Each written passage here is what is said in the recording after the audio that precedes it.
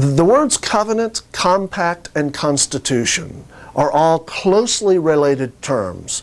They are not exactly the same things.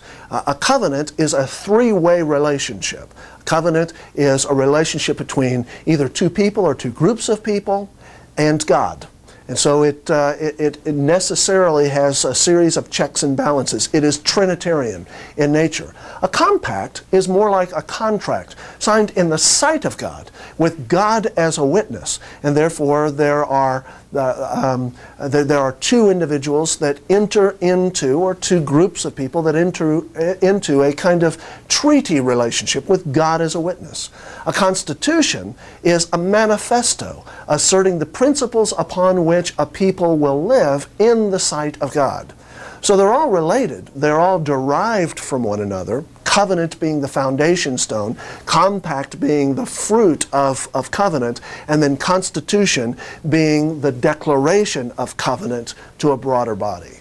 The American Constitution mixes three different forms of government. There is a measure of what we might call democracy in the House of Representatives. The people were to gather together and appoint from among themselves, even as the tribes did in the day of Moses, those who would represent them in groups of 50s, hundreds, thousands, and so forth.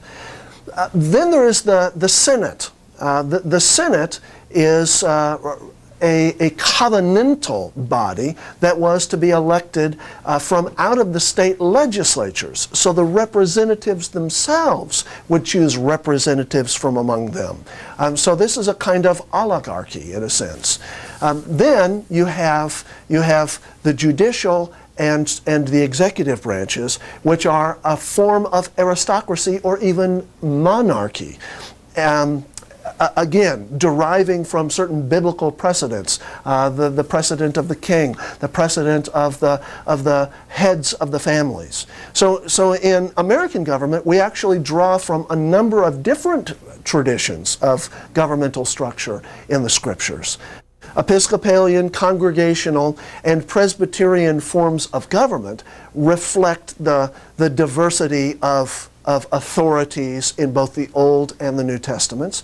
And the Founding Fathers sought to mirror that. Congregational rule, meaning a kind of democracy, a bottom-up affirming of natural leadership from within the congregation.